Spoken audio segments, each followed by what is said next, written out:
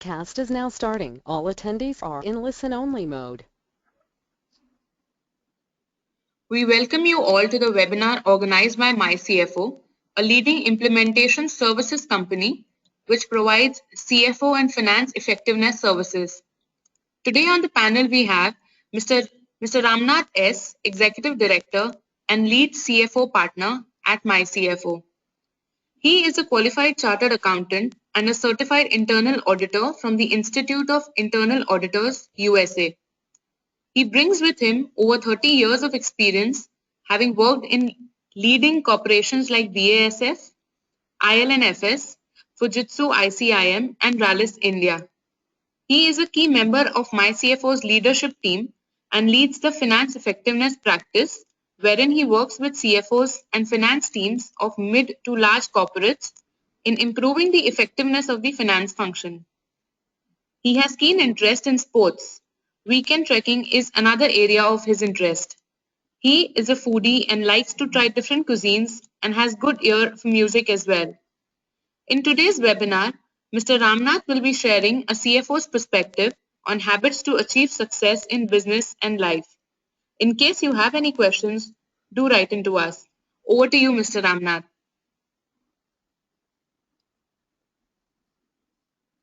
Thank you, Megha. Okay, the topic being habits to achieve success, both in business, personal life, and more with the perspective of a CFO's life. I thought I'll take this book by Stephen Conway, which most of you would be familiar with, where he talks about the 7 habits on how to be effective. Actually, this book is a shift that helps people, the readers, to understand the different perspective, and it gives us a security to adapt to change and the wisdom and power to take advantage of opportunities that changes create in our lives. This is very relevant for CFOs or any, for that matter, any leader or a CFO member in any corporate. So what I'll do is I'll basically talk about the 7 habits, and then in each of them try and share some of the experience which typically a CFO would have to use in his for his success.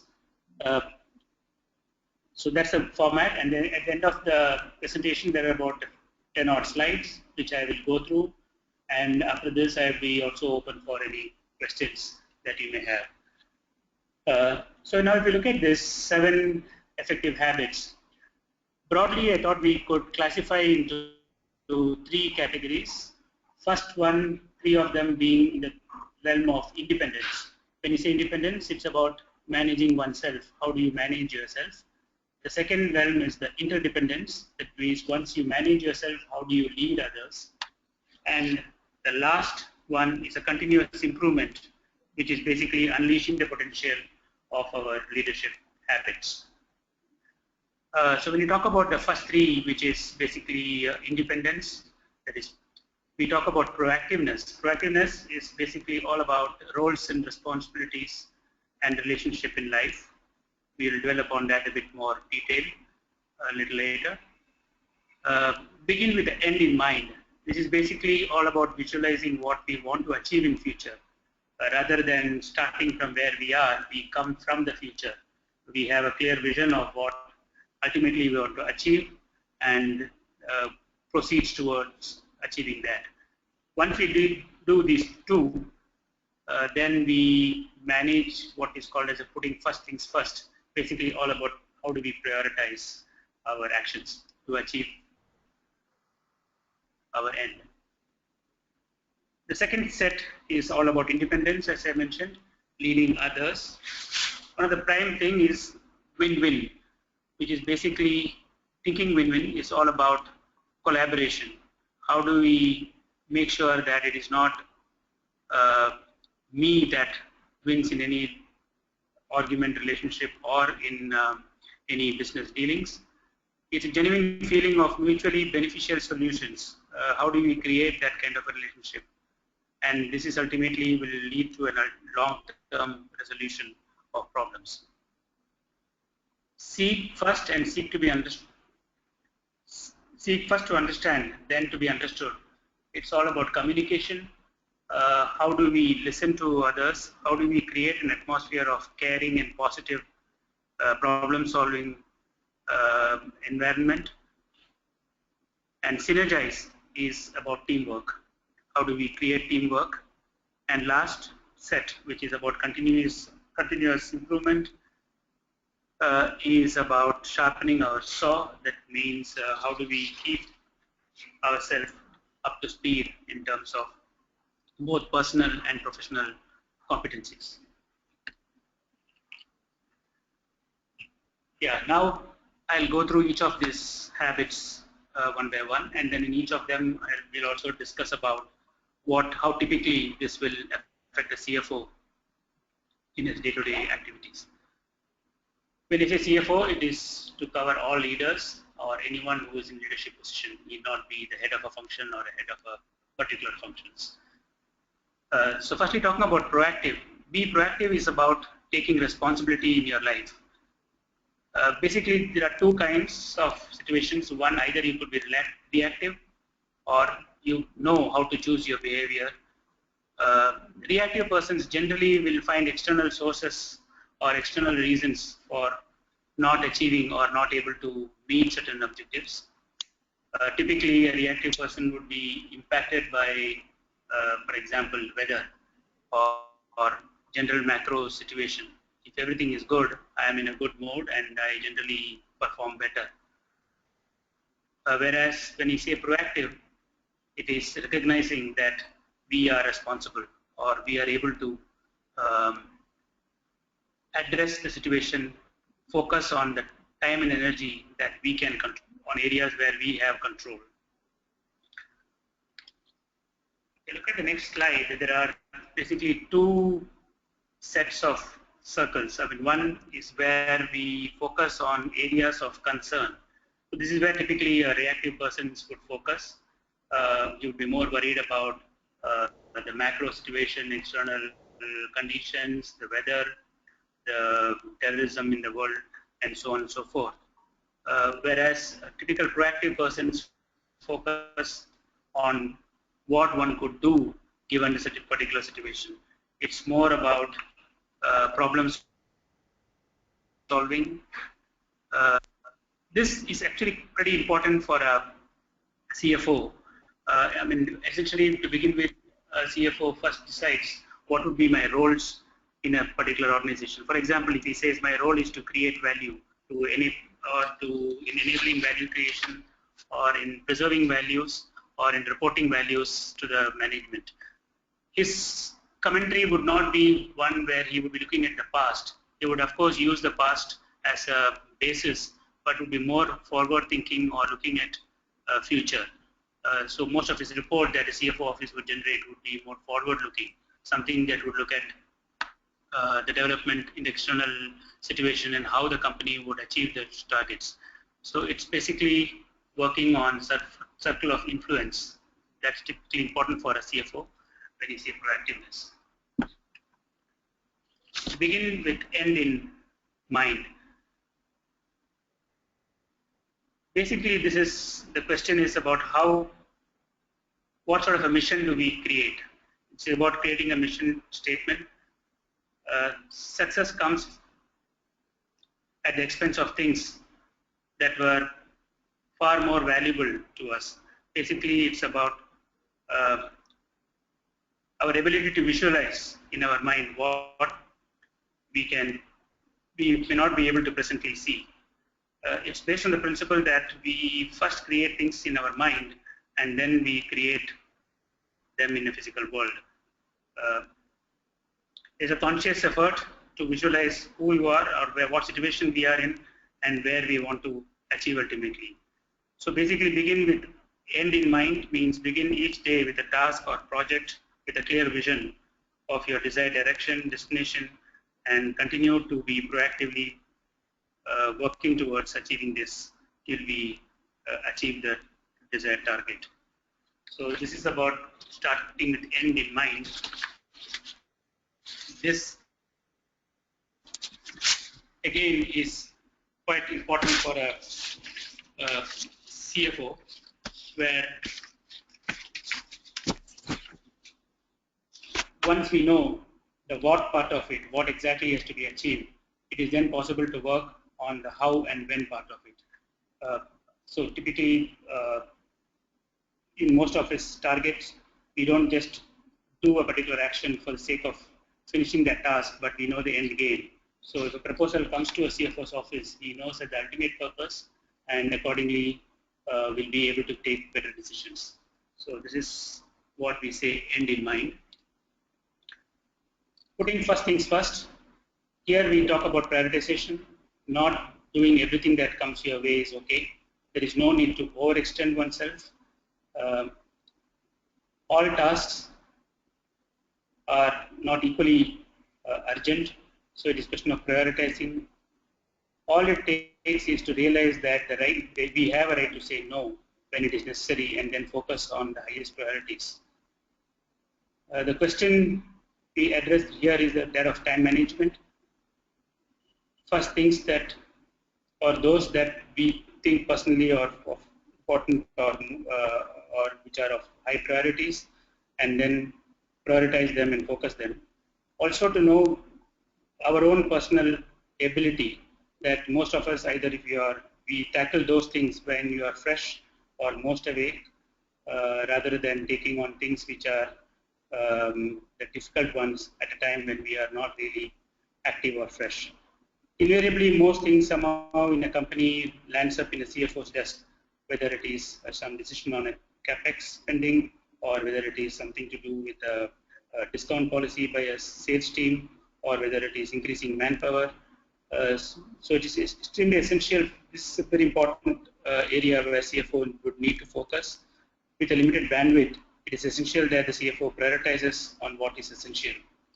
So this is one of the important area where CFOs normally, or any leader for that matter, focuses. Thinking win-win.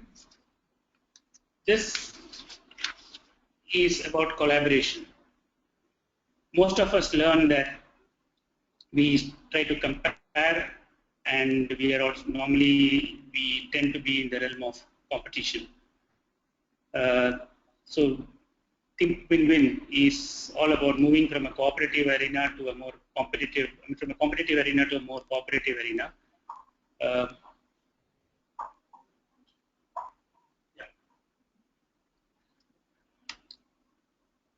Actually, this is also a concept which comes in this book, what is called as an abundance mentality, believing that there is plenty for everyone, which then many people think that it is either or we either win or somebody will have to lose. Here it's a question of balancing between both courage and consideration. To win-win, you don't have to be only empathetic, but you have to be confident that while we achieve our objective, it is also possible that the other party is able to meet their objective as well. This then we will be able to make sure that we have a long-term sustainable solution to a problem. Ability to influence and collaborate is very important in a CFO's tasks. Generally, the CFO will have to build very strong relationship with other chief executive members, the CEOs and other leadership team members, also with external opinion leaders. And this is where the CFO will have to be make sure that his views, while he impresses his views, he is also able to understand and achieve others' objective to be successful. Seek first to be understood, and then seek first to understand and then to be understood is all about listening and communicating. Most of the time we listen to provide an answer or to react. So here what we need to do is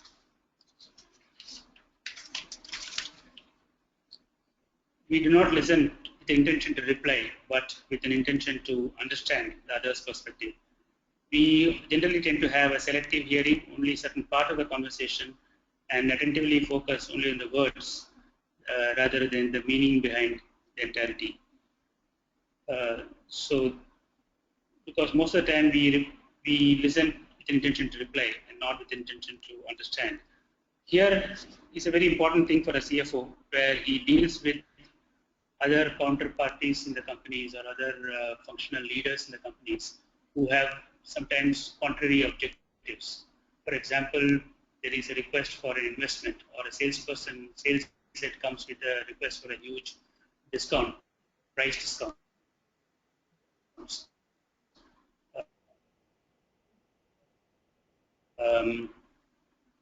Or there is a request.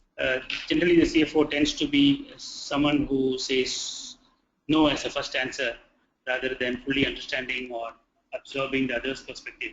So this is something which is a very important competency which a CFO would have to grasp in his successful habit. SYNERGIZE is all about collaboration. Basically, the thought here is that two heads are better than one. SYNERGIZE is a habit of creating cooperation. It's all about teamwork, open-mindedness, adventure of finding new solutions to the old problems. Together, a mentality where we say that together we can produce far more result than what we could do individually. Typically, the concept of saying 1 + 1 could be equal to 3 or 6 or even more. Basically, open to others' influence and begin with a new insight. These are typical characteristics. Basically, what it also says is where we value differences, and what we do not mistake uniformity as unity, or we do not always look at oneness. Because if everyone has the same view, then there is, or contrary, we can say differences should be a strength rather than a weakness. So this is something which is again an important characteristic which a CFO or any leader for that matter would need to focus to make sure that are able to synergize and cooperate with people with different ideas or opinions. The last one is about sharpening the saw, which talks about how do we improve or do a self-renewal, not stick to our original ideas. Being open to newer thinking. This talks about both physical, social, mental, and even spiritual.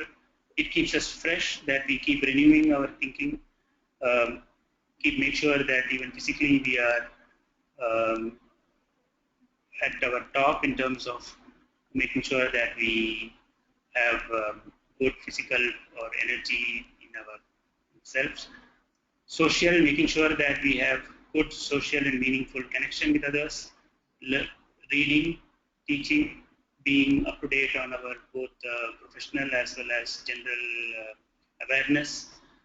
So sharpening the saw is all about keeping yourself fresh so that you can continue to practice the other 6 habits. So this broadly is in summary, the 7 habits. And as you can see, most of them are very high relevance in a CFO's life, or for that matter, any leader's lifestyle. With this, I will hand over to Megha, who can entertain any questions that may come from any of the participants. Thank you. Thank you so much, Megha, can you take it? Yes.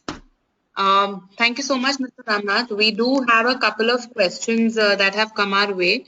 I will just read them out for you to answer.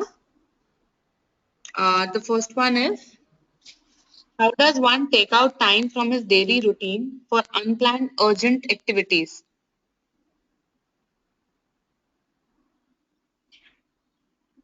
It's not clear. Can you repeat? Sure. Sir, the question The line was not clear. I'll repeat. The question is, how does one take out time from his daily routine for unplanned urgent activities?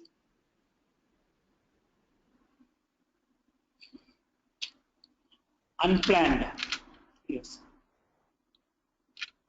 Did you say unplanned? Yes, sir. Unplanned urgent activities. Yeah. So as we saw in the earlier one, it's all about prioritizing. I mean, in case, we can't have a, what you call a set pattern. While we start our day with saying that first things first and that we want to prioritize, we have a sort of a schedule for the day. It's always possible that something which is not in our schedule could pop up. So the key thing there is to evaluate how do we prioritize that plan vis-a-vis what we already have on the table. So essentially that's a question of judgment where one has to see where do I focus. Do I stick to my original schedule and say no to the one which came my way? If it is urgent, all the more necessary that we probably need an attention. So that's a question of reprioritizing. So first thing first doesn't mean that we just get stuck to one, but at all times be open to anything that comes in between to reprioritize. So I think tackling any unplanned thing that comes is all about reprioritizing. It would also mean among the things that we originally planned to do, to keep something out and say, okay, this is something which I would not do because that's now in the new situation, it is of less priority. So it's a question of constantly prioritizing and reprioritizing as situation changes. It's not the case that, okay, something comes up and we still end up doing all that, which would then overcrowd us and we would not be able to give justice to everything that comes the way. So it's a question of being able to even shed something which we originally thought we would want to do. Yeah. Did that clarify? Yes, sir. That should be fair enough. I'll go to the second question. The next question is, would you recommend micromanagement to drive business performance? Not really. It all depends on when we say we have to prioritize, we also need to develop people who can manage things on their own. Micromanagement is not about making sure that everything is done properly. Leadership is all about communicating to people their worth and potential so that they can come to see their strengths themselves. So it's all about delegating and how effective, once we learn how to effectively delegate and empower or even enable others to carry out most of our tasks, then one need not be always doing the micromanagement. What micromanagement does is it doesn't allow people who are below a leader to perform. They just wait for the leader to come and do everything himself. So it's a question of guiding and stepping away and trusting others to deliver. So, and by not doing micromanagement, it's the only way that a leader could take on more responsibility or manage larger things on his table. So micromanagement is would only serve with limited purpose. At the same time, will also stifle an organization, and people who report into the leader would never be able to flourish. It may be required at times when one may need to step in to solve a particular problem when there is a crisis, but that should not be the normal norm in any leader's management style. That's my thinking. All right. Yep. Yeah. So the next question is taking your own decisions a good habit to have as a leader, or is it better to seek advice or feedback?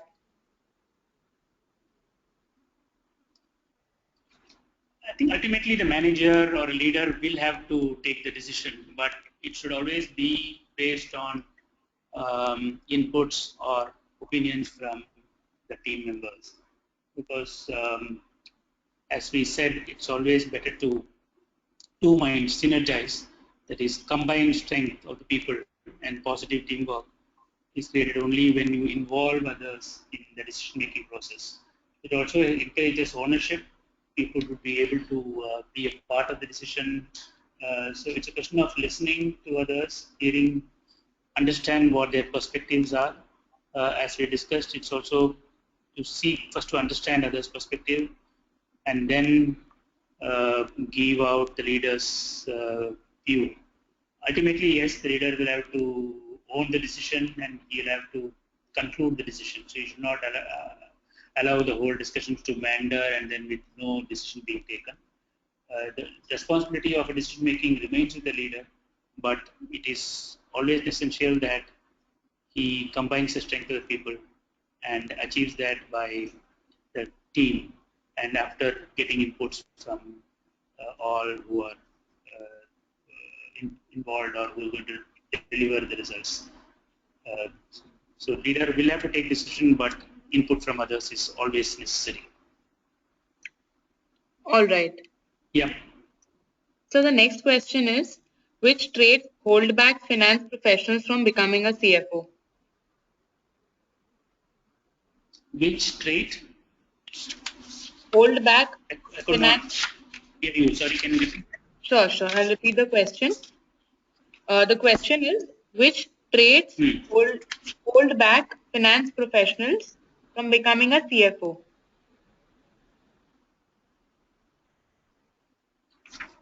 I think as is typical for most profession, all the more for finance professional, is that if a finance professional doesn't grow out of his own realm of accounting, financing, and number crunching approach, and doesn't become business oriented, think from a business point of view, from a larger business and strategy point of view, he would never be able to grow out of his own arena into a larger business running space.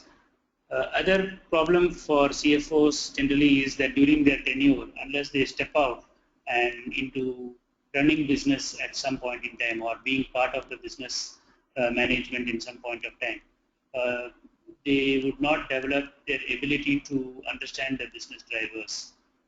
The third issue which typically CFOs suffer or a finance professionals suffer is inability to communicate the financial numbers in a way a non-finance persons could understand.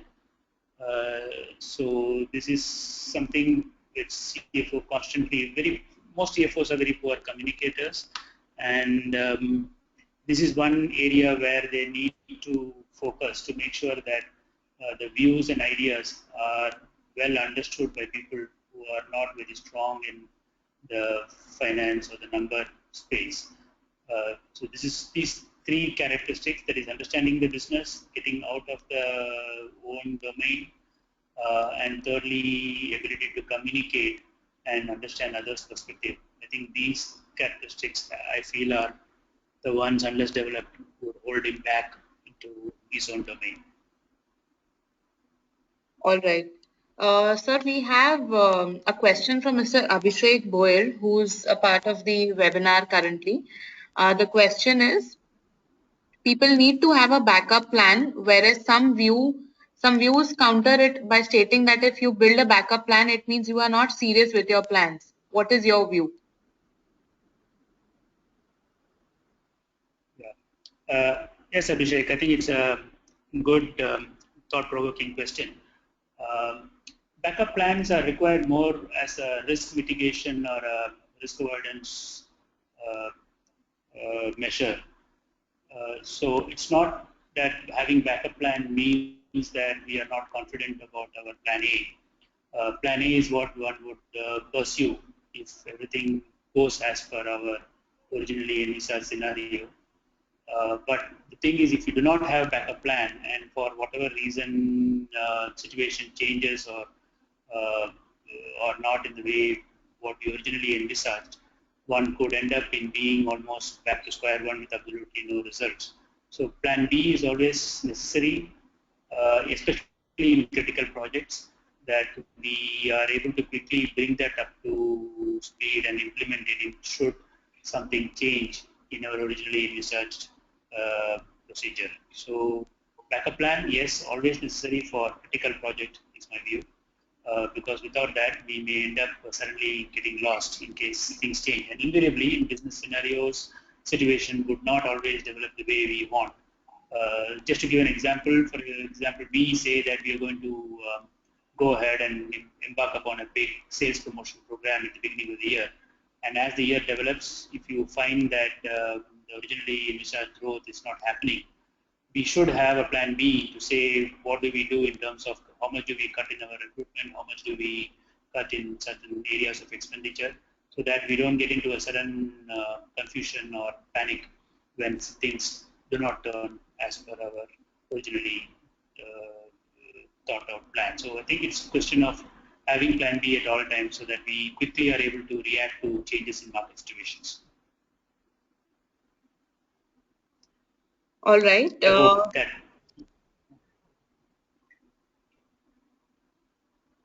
Yeah. Yes, sir. So the last question for the webinar is, which habits make a CFO more effective compared to an accountant? Which habits make a CFO more accountable? Essentially, one, he should be a good business advisor. He should position himself as more a business partner who would be able to think strategically for delivering business results. So basically, someone who can use his domain knowledge in finance and translating the numbers into business results and explain that and partner with the business teams to ensure that the results are delivered. Good communicator, someone who can explain numbers in a way that could be understood by other non-finance professional. Someone who also is willing to step out from his core competency into areas outside his domain, spend some time with businesses and other functions, which will then help him to understand things from other functions or other business perspective. From number crunching, one needs to become more analytical, so greater understanding of the business metrics, gauge whether strategy is being executed properly, ability to gauge whether strategies are executed properly. A competency where he's a good advisor to the business and is able to develop new skills and also work in the new matrix situations rather than in his own core finance stream. So these are some of the competencies which could help a CFO to migrate from just being a domain expert to a more business leader. All right. I thank you very much, sir, for that insightful session, and I thank all the participants for being a part of the webinar. Thank you so much. Yeah, thank you.